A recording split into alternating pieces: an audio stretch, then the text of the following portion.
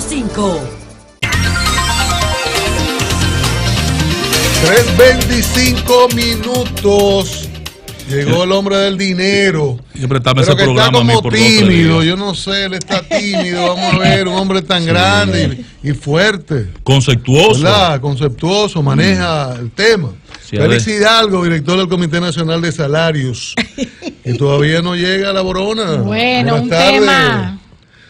¿Y los chelitos para cuándo? Como se dice ahora. Buenas tardes, Cristian, Consuelo, Ángel, Elizabeth. Buenas Para tardes. mí es un gusto estar aquí con ustedes, lindo. como siempre. Félix, en el tema, vamos a darle continuidad a la preocupación de Cristian, que lo dice de una manera jovial, pero es el tema en discusión. Ustedes habían hecho el compromiso como gobierno, porque tú eres el representante del gobierno en ese diálogo tripartito, que había un aumento salarial en el mes de marzo. No se ha podido dar y luce que es que a ustedes los han doblegado el sector privado.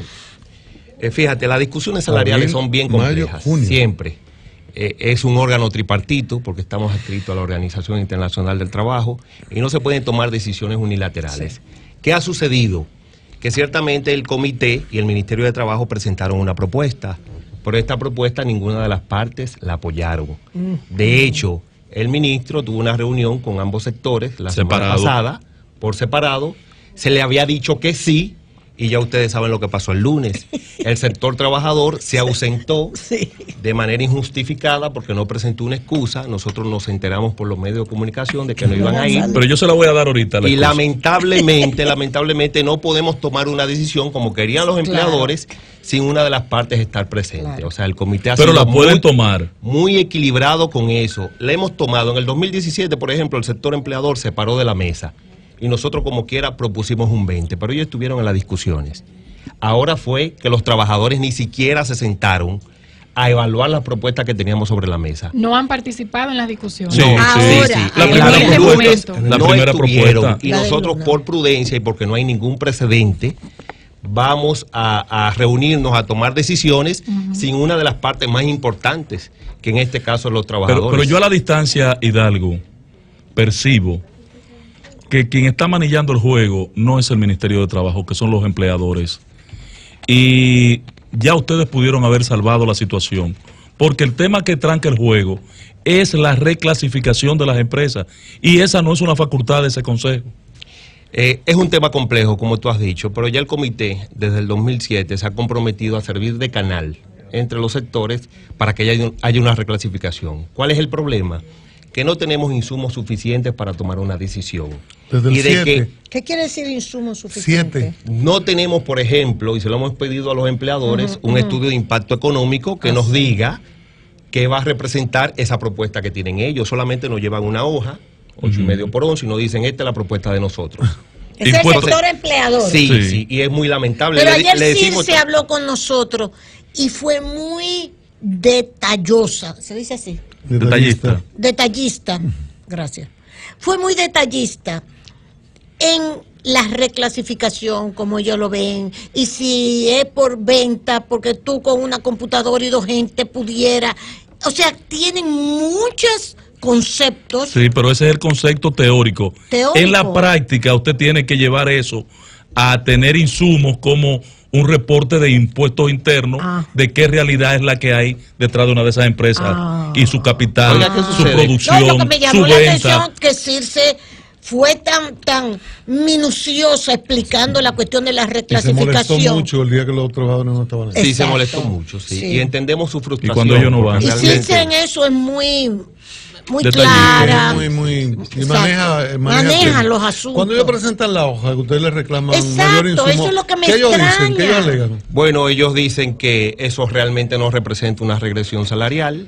Bueno, a nosotros no nos satisface la explicación que teóricamente nos dan. Y lamentablemente, por primera vez en el Comité Nacional de Salarios, en lo que yo estoy ahí, y también nos lo han dicho los compañeros que han estado trabajando desde hace 20 años en el tema, las partes no han profundizado sobre su propuesta. Por primera vez, no sé a qué responde esto. Y me parece, en mi sospecha, que como hay varias instancias abiertas, las partes pretenden resolver un problema fuera de la mesa. Cuando hablo de instancias abiertas, estoy hablando amenazas de vigilia, amenazas con ir al palacio o hacer una vigilia o no sé a qué. No vamos a ningún lado. Pero la amenaza de ir al palacio no es nada más de los trabajadores, también los empleadores están amenazando con ir al palacio. Por eso él dice las partes. Estoy hablando de las partes. No, pero movilizaciones. ¿Quién les habla? Y el ministro de Trabajo estamos sometidos ante un recurso de amparo en cumplimiento. En la justicia están sometidos a la justicia. Ante el Tribunal Superior. Por los empleadores. Por los empleadores, un grupo de los empleadores. Entonces, la discusión, tienen varias esperanzas fuera del escenario, entonces no se sienten o no empoderan al comité para que tomemos una decisión. Sí, pero el presidente de la República hizo un compromiso el 27 de febrero de aumentar a 10,000 pesos el salario de los empleados privados, públicos, y que ese mismo mes iba a haber un reajuste con el tema del salario privado para los mínimos, y no ha habido forma. Y que había una especie de consenso ahí. En esa parte, incluso de la reforma, de la reforma a la ley de la seguridad social y del Código del Trabajo. De alguna manera uno sintió que el presidente mintió en esas declaraciones, porque cuando uno escucha a Pepe Abreu no ve que hay consenso, por ejemplo. No es así, no es así. Lo que pasa es que el tema de la reclasificación, que es movimiento y actualización de umbrales, es complejo. Tú no puedes condicionar un reajuste salarial a que se resuelva la reclasificación de golpe y porrazo, y es lo que hemos dicho siempre. Por eso el ministro planteó una decisión salomónica.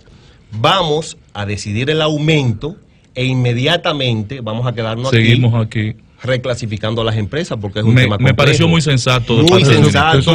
Y sobre esa base había un acuerdo verbal entre las partes. ¿Y quiénes se opusieron? Bueno, los trabajadores no fueron los trabajadores. Entonces ese es el acuerdo que dice Danilo que existía. O sea, pusieron al presidente de la República a decir que había un consenso. No. Lo que pasa es que él habló de consenso sobre las leyes, no sobre el salario. Por supuesto, sobre las leyes. Y sobre todo que el presidente sabe que cada 2 años hay que revisar el salario. Y en función de eso, ya nosotros tenemos el tiempo arriba. Entonces, lo más sensato es que nos aboquemos a discutir la revisión salarial que tantos dominicanos y dominicanas están esperando, y luego de inmediato ya. Pero están convocados con la promesa de que ambos sectores van a acudir. Nosotros estamos fuera del país. ¿Cuándo van a acudir? Ese es otro detalle que ha mencionado Ángel. Nosotros estamos fuera del país. Van para Ginebra las partes. No salimos hoy, salimos mañana. Mañana van a la conferencia internacional de la OIT, que es un evento que se hace en donde debe participar sector oficial, sector empleador y sector trabajador. Y también ahí hay un espacio que ojalá se dé para que las partes también vengan con un acuerdo previo. Ahora, bajo el vino y eso. Tengo que confesarte una cosa, Félix. Dígame. En este escenario, la verdad que yo no conocía personalmente al nuevo representante de Copardón, ¿verdad, Cristian? Sí, no me dio una pela, una pela no, pero me dio una buena cátedra, sí, muy ¿verdad? Bien formada. Y casi me convenció de que en el tema de la reclasificación, cuando establecen los 5 niveles salariales, ¿tú recuerdas, Cristian? Sí. Este nivel, que es el de la gran empresa, sería el más alto de los 3 anteriores, más un 10% con tal valor. Perfecto. Vi un cuadro con criterios lógicos, que por lo menos debe ser un punto de partida para evaluar cuál sería no solo el impacto económico en la industria, sino la realidad de que eso haga un match con la práctica diaria de las empresas y de las microempresas. No es posible hacer un ejercicio en ese sentido. Por supuesto, estás hablando de un buen técnico, también nos presentó esa misma propuesta, pero es una propuesta que debe ser complementada, porque ¿qué resulta? Actualmente, y por un acuerdo que tuvieron las partes hace ya varios años, una empresa es grande porque maneja más de 4 millones de pesos en activos. Entonces, en el momento que se combinó ese umbral, se entendía que una empresa era grande porque manejaba más de 4 millones de pesos en toda su existencia en activo. ¿Qué sucede? El crecimiento económico que hemos tenido ha establecido en la nueva ley que una empresa es grande cuando venda más de 202 millones de pesos en un año. Entonces, tú tienes que reflejar ese crecimiento que me lo está diciendo la empresa, también reflejarlo con el tema del salario.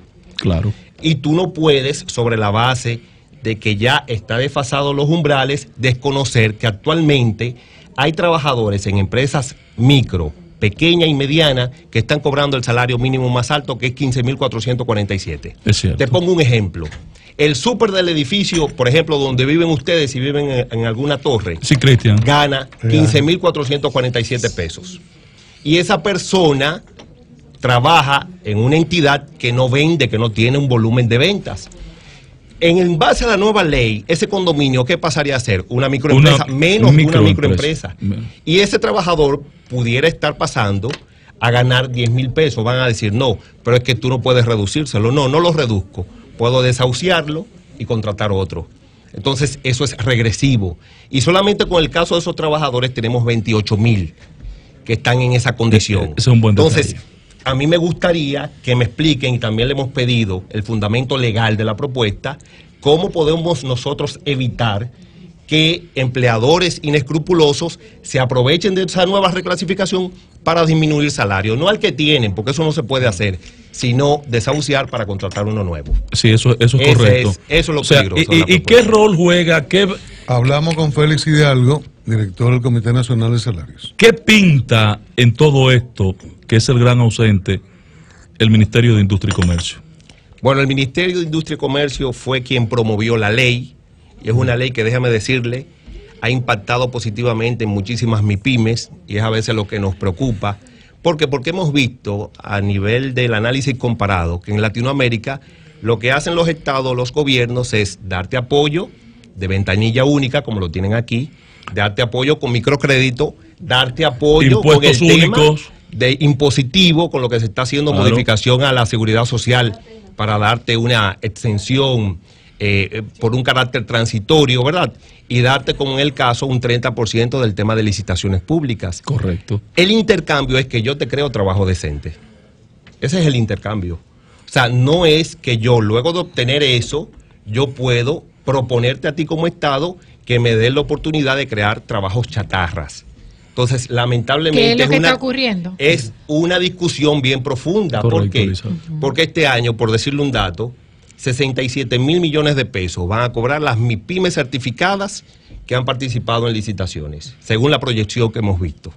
Entonces, lo que deben hacer esas MIPYMES es proponerle al gobierno una alianza público-privada para crear empleo decente. Sí. Esa debe ser la discusión. Claro. No una lucha o una amenaza de paralización de que me reclasifiquen y que me dé la oportunidad. Pero ahí tendría que entrar entonces el ministerio a jugar un rol un poco más activo. Me refiero eso es lo que a industria haciendo. Y comercio. Sí entendemos que la microempresa... Y el mismo Ministerio de Trabajo, perdón, porque el Ministerio de Trabajo debería hacer un estudio, pudieran decir de lo tiene que tener. ¿Cuál es el porcentaje? No, y el porcentaje de trabajos decentes que tenemos, ¿cuál es? Por supuesto. No, y hay tenemos que saberlo. Hay otra acción fundamental, y eso sí lo entendemos como que hay que hacerlo inmediato, es el tema de la formalización. Hay muchas microempresas que no pueden formalizar porque tienen que pagar el salario mínimo más alto. Ese abordaje es diferente, pero es para microempresas que no estén actualmente formalizadas.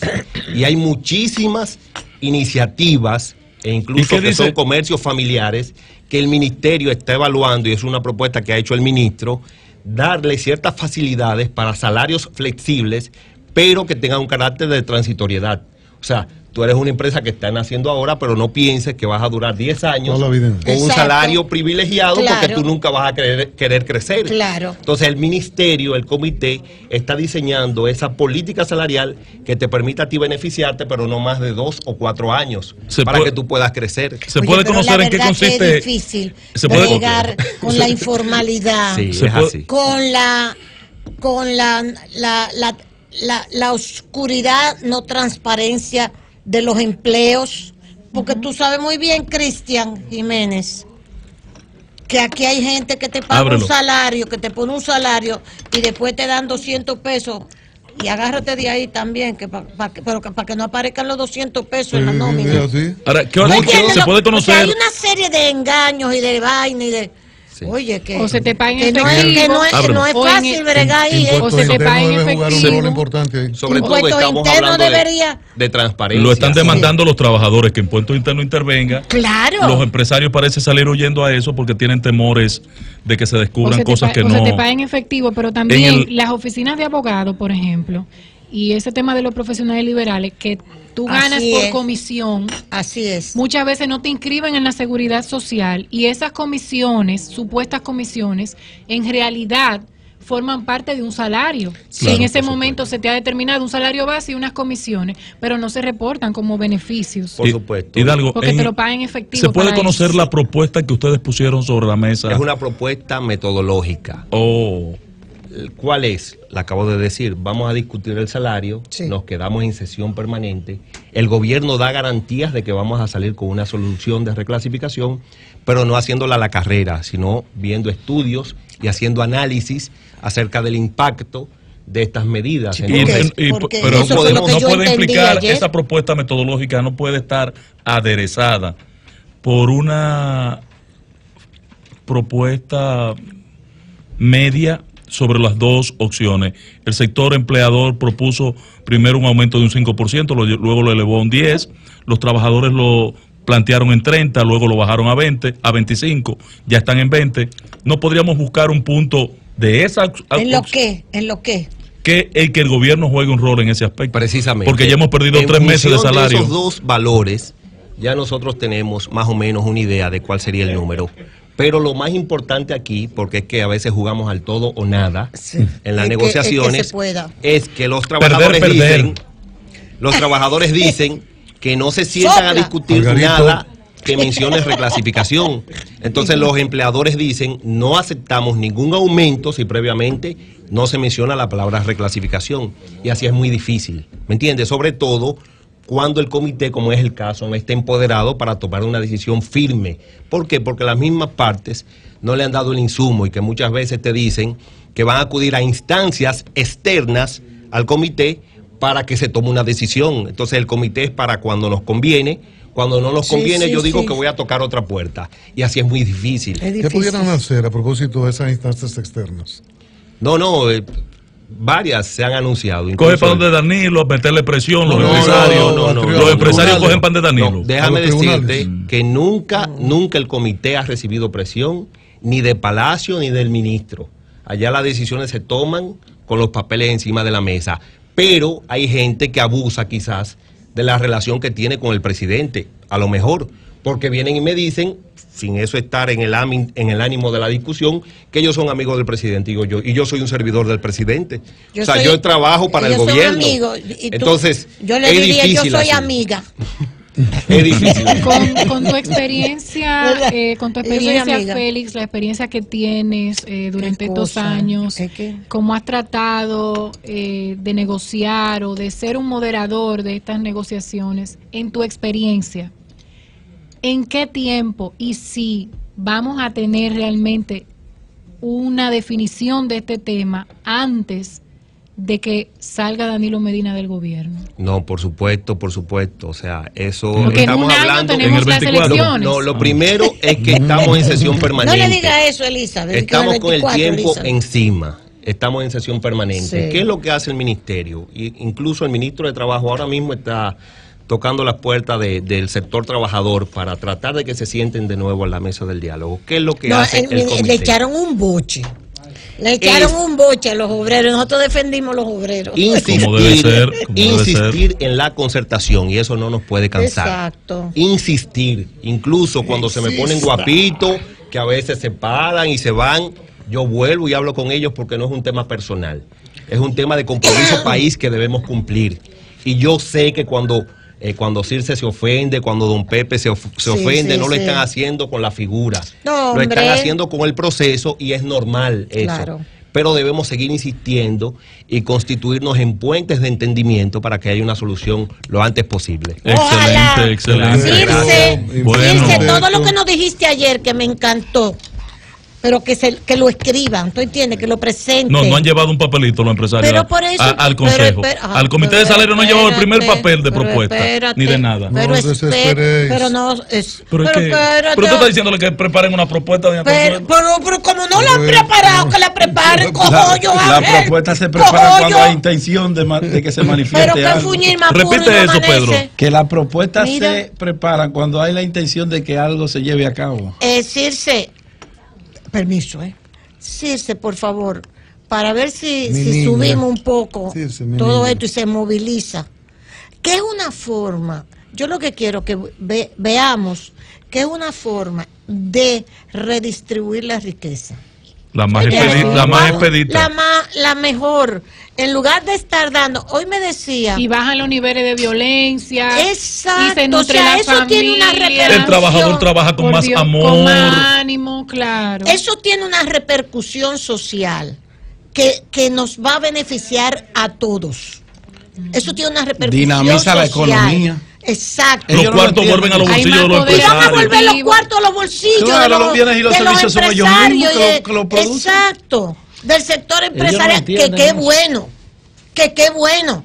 Porque con el sector de la construcción, dicho sea de paso, ya voy a meter la cuchareta. Con el sector de la construcción, que sea dicho sea de paso, los cuartos se van para Haití. ¿Me entiendes? Y ahora se nos están yendo para Venezuela. Y ahora se nos están yendo los chelitos para Venezuela. Y ustedes saben que lo que yo estoy diciendo. Y entonces cuando eso sucede, aquí hay más droga, más asaltos, más desgraciados, más antisociales, más vagos, más droga, más muerte. Entonces, esto es importante para la sociedad. Apláudame que me quedó bonito. Se siente. Gracias, Félix. Gracias, Félix Hidalgo, director del Comité Nacional de verdad, tienen que de ponerse salario. Se aproxima otra discusión por ahí. ¿A dónde? Y Hidalgo no podría ir a de la lectura de la Biblia. Y no podría ir al encuentro donde están los trabajadores y allá si hacer leen el Corán, que lean la Biblia. Si leen la Biblia, tienen que leer el Corán. ¿Ustedes han calculado cuánto representa cada mes de retraso para ese aumento salarial? ¿Cuánto es, Félix?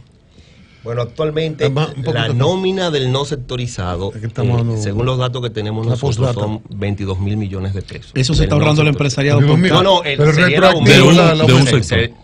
O sea, sería el total general de la nómina. De ahí hay que ver cuál va a volver a ellos. ¿Cuánto representa el aumento? Salario mínimo y cuánto representa el aumento. O sea, una discusión bien. Será retroactivo, ¿verdad? Dijo el ministro de Trabajo que ese es el problema, ¿no? Ese es un problema. Hay tranque, papi. Lo que pasa, Cristian, es que es difícil. Primero, hablar de retroactivo hace que la parte vuelvan a tener los brazos cruzados. Sí. Es decir, bueno, no vamos a sentarnos a hacer retroactivo. Están ganando tiempo. No me gusta hablar de retroactivo. Okay. Entonces, eso tratamos de que sea acelerado el proceso y por eso no hablamos de retroactivo. Eso está como el régimen de Maduro, que cada día ganan más tiempo. Director Nacional del Comité Nacional de Salarios, Cabi fuera, Mauricio. Gracias a ustedes.